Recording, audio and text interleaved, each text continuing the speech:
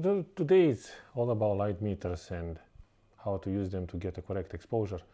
What is a light meter? This is a light meter. This is a device that is specially created to measure the light in a very precise way, either in an instant way or in a reflective way. Usually and historically was used for film photography and videography, where there was absolutely no way of measuring the exposure because initial cameras, they did not have an embedded light meter.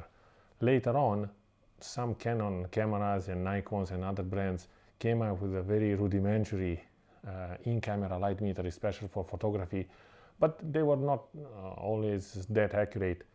So a light meter becomes whatever is known as a go-to tool for this type of photography. In digital world, is still useful, especially if you are using flash, and if you want to establish a ratio between highlights and shadows, things that your camera cannot offer you. Obviously, modern camera, they have false colors and waveforms that help you as well with the exposure, but not every camera is equipped with this type of tools, especially not Sony hybrid cameras. You can find these waveforms in the FX6, FX9 and some camcorders, but in the Alpha series I'm not aware of these features yet. So in order to use a light meter, there are a few important steps that you have to take before doing so. Number one is you have to calibrate the light meter against your camera and lens combo. And the idea behind this is that unfortunately there is no connection between the people that are building a light meter and the scientists behind and engineers behind the camera manufacturers like Canon, Nikon, Sony, etc. So for example, what your light meter thinks about ISO 100, your camera may have a completely different idea about that.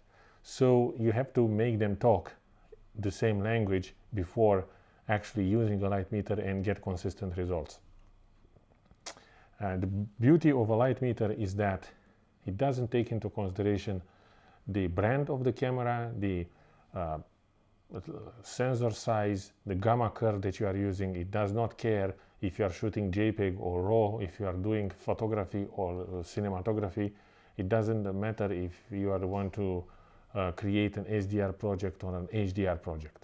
So let's see how we can actually calibrate the light meter against the camera and lens combo, because it's very important. If you're going to change the lens, even if you are using the same camera or sensor, you may get different results. So each time you're going to change the lens, even if you maintain the same body, you may need to redo the calibration process again.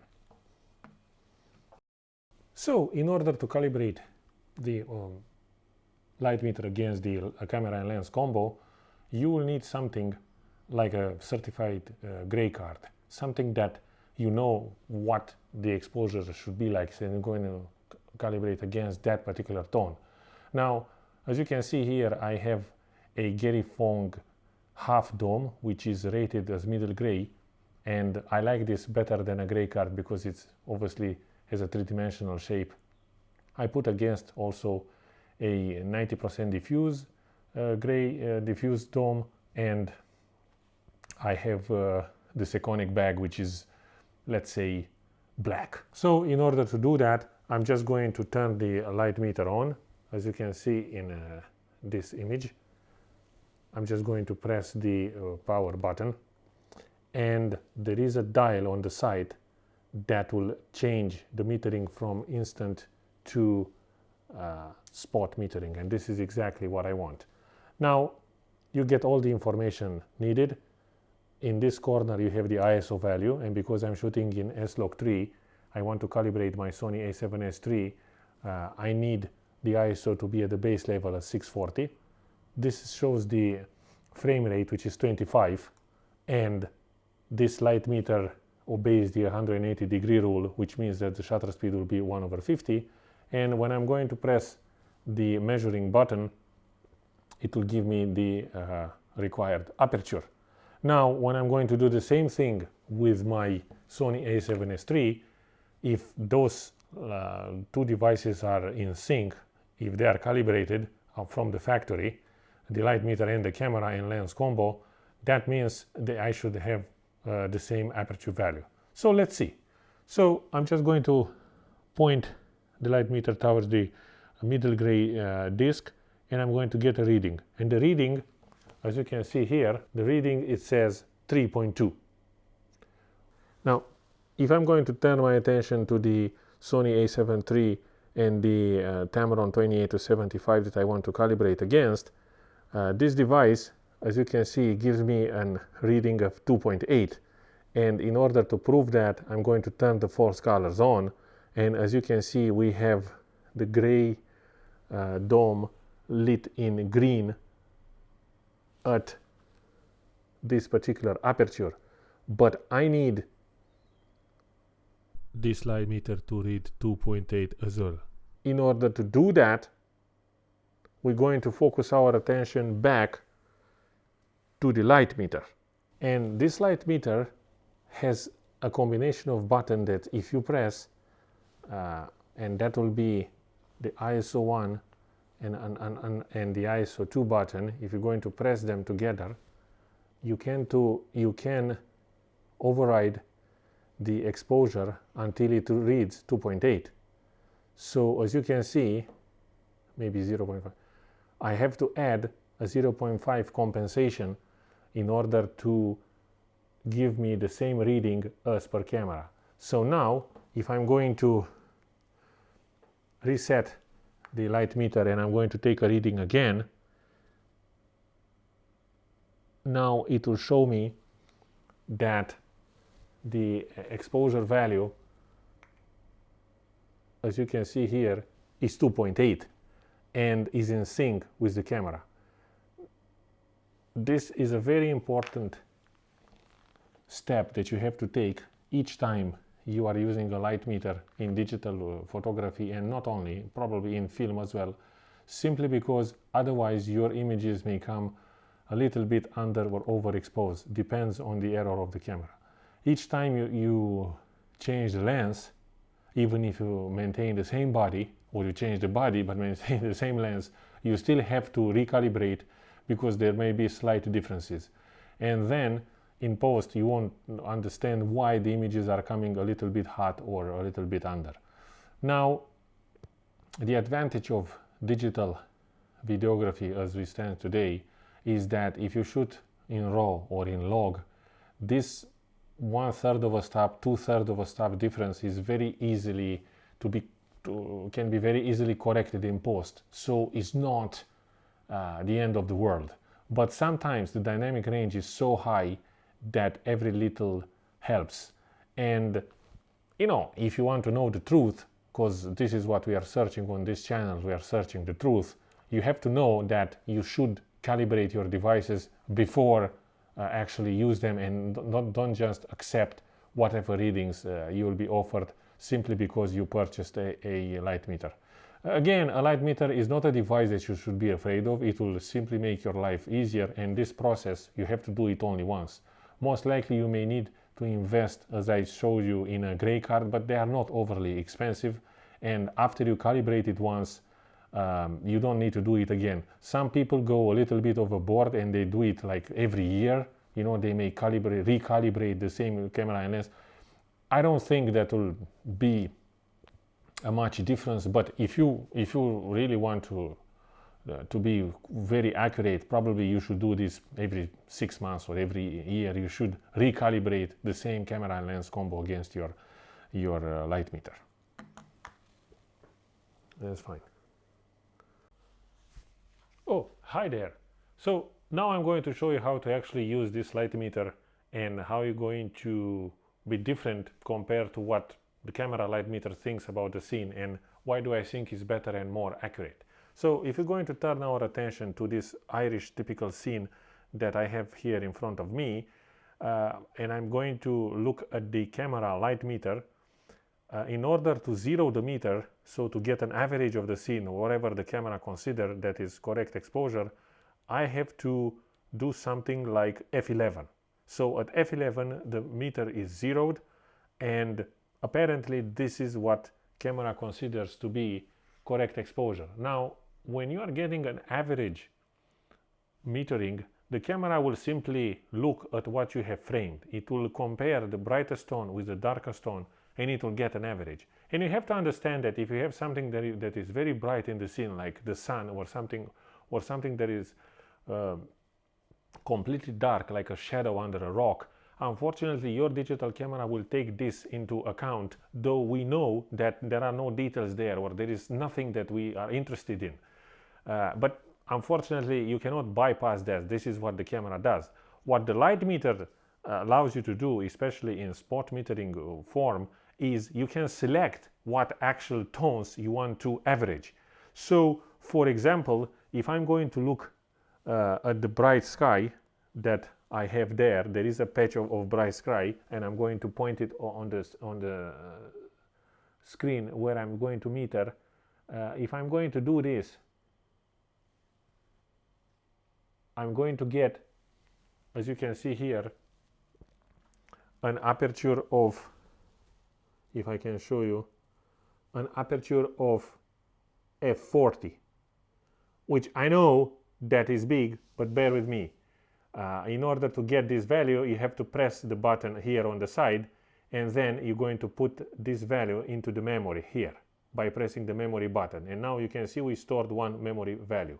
Now I'm going to get a reading from the shadow area of interest, which is behind that bamboo forest, and again this time it says the aperture is 4, and I'm going to again store this into the memory. And if I'm going to press the average button, it tells me that this aperture actually needs to be f13. So if I'm going to change the aperture now to f13, this is the exposure that is given by the light meter compared to what camera thought it is correct.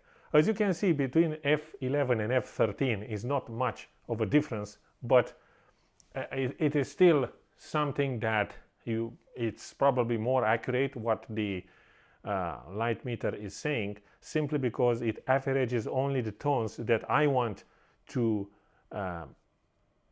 take into consideration, not, for example, this pilar that I have here in front of me, and not some speculars that are here on this beautiful patio table. So these are excluded. I don't want to meter those tones, but the camera unfortunately takes this into consideration, and that's why it gets fooled, because those are very bright and respectively very dark tones, and I'm just simply not interested in there.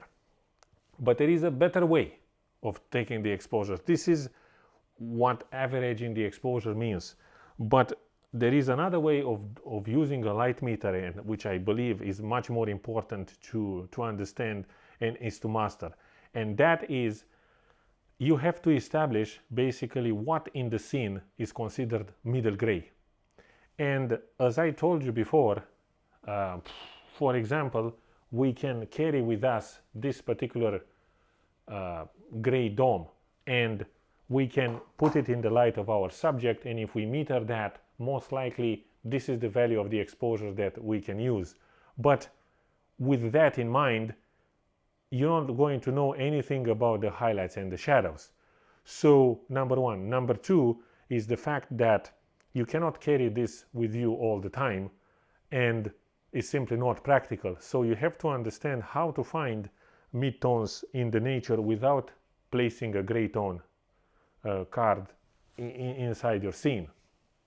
And if you open any photographic or videographic manual, you're going to see that a gray road, color gray, green foliage under the dusky sky, those are the midtones that are considered 80% gray color. So if you measure that, most likely you'll be in the ballpark, and you don't need more than that. In order to establish what I want to be middle gray in my scene, I just choose for this particular composition the fence behind that patio chair. So if I'm going to point the light meter to that particular area, it will tell me that I need to use an aperture of f8, and in order to store this in the memory, instead of pressing the memory button, I'm just going to press the mid-tone button. And now the middle gray is stored. The middle gray value is stored. I'm going to do the same thing for the highlights of interest. And as you can see, the brightest highlights of interest that I spotted somewhere there in the sky is actually 4.5 stops above midtones, which is a very important information. I'm going to do the same thing for the shadows, and I'm going to measure the shadows under the bush of the bamboo bush, and this time it tells me that those shadows are 2.5 stops darker than midtones. So if you add 4 with 2.6, this scene has only 6 or 7, if you want to be much more optimistic, 7 stops of dynamic range, but 4 of them are above middle gray and 3 of them are below middle gray, which is absolutely a crucial information. Why? Because as we know, different gamma curves have different dynamic range. For example, a Rec 709 gamma curve indeed takes probably 7 or 8 stops of light in total, but unfortunately a Rec 709 gamma curve can capture only 3 stops roughly above middle gray and 5 below. As you can see in this particular scene, my brightest highlights are already 4 stops above middle gray. So if I want to capture this scene using a Rec 709 gamma curve, even if I have theoretically enough dynamic range, the distributions of tones is not in my favor. So in order to prevent clipping the highlights, I have to underexpose the midtones with 1 stop. And if you try to recover that in post, that will introduce noise. So obviously, even if this scene has only 7 stops of light, but because 4 are above middle gray, probably it's much more suitable to use an S-log gamma curve, because that can offer you not only 13 stops of dynamic or 14 stops of dynamic range in total, but the distribution is completely different. You get 5 stops of highlights and, for example, 8 stops in the shadows, and then can be further altered if you have a camera with Cine EI. So that's why I consider using a light meter quite important even in digital videography, because it will tell you the exact ratio of highlights and shadows that you have for your particular scene. And not only that, but you can much better appreciate what gamma curve you're going to use to get the most of your scene. Because otherwise, with any gamma curve, no matter how limited it is, you can obviously protect the highlights, but it doesn't mean this is the correct exposure, because you're going to severely underexpose midtones and the shadows, which may introduce noise, and essentially you're not getting the correct exposure.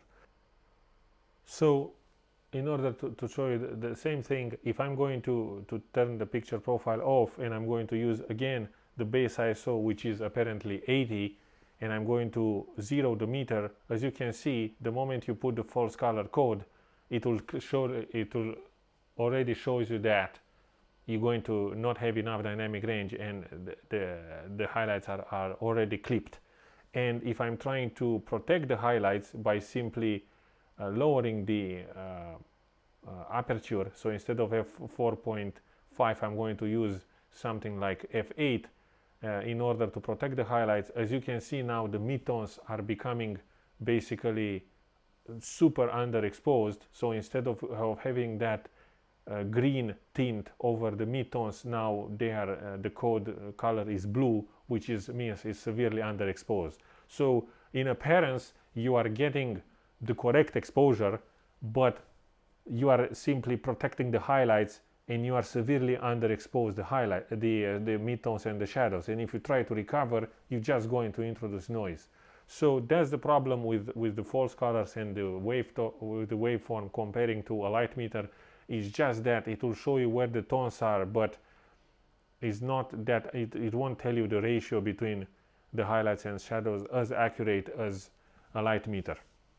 This is my way of doing it.